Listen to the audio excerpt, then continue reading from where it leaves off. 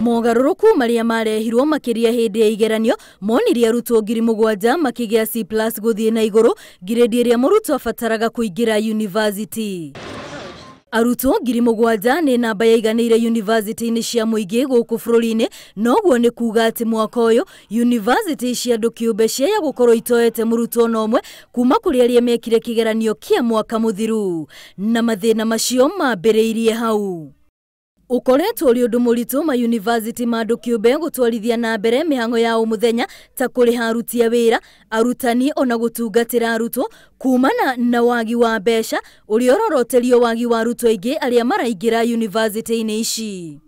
Ukoretwo ũrĩ ũndũ mũritũ kũrĩ ma university ma andũ kĩũmbe gũtwarithia na mbere mĩhang'o ya mũthenya ta kũrĩha aruti a wĩra, arutani ona gũtungatĩra arutwo kumana na wagi wa mbeca ũrĩa ũroroterio wagi wa arutwo aingĩ arĩa maraingĩra university-inĩ ici.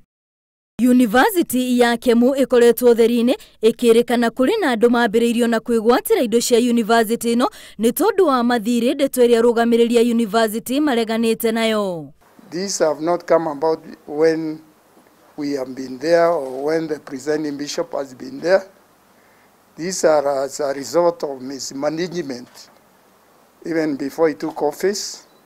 And when these were collected, that correction of course didn't go well because it laid out some people. Maroiga indo nyingĩ cia Kemu ciagũrirwo na thogora wa igũrũ na rũni rwa mbeca iria cioirwo mwaka-inĩ wa 2007 na ciabatie kũrĩhwo gũkinyĩria mwaka-inĩ wa 2012, ũndũ ũrĩa nginyagia rĩu ũtarĩ watirihwo, noguo mbeca icio ikongerereka ona makĩria. In terms of loans of those assets, we have about 1.8 billion in terms of the loans. And then the creditors, other creditors including KRA, we have another about 1.2 or 1.3 billion. So it's about 3 billion.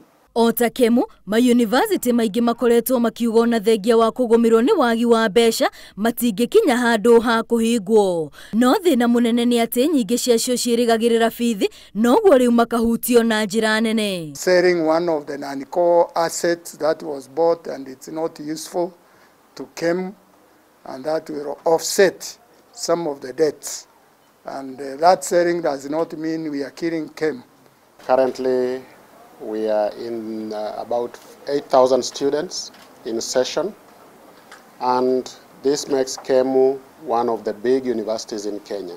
University ici ciarĩ mwĩhoko mũnene kũrĩ namba nene ĩrĩa yahĩtũkaga kĩgeranio gĩa KCSE no ĩkaga kanya ga kũingĩra university. Ngĩribotera Inooro TV rĩtwa rĩakwa nĩ Wambui wa Macharia.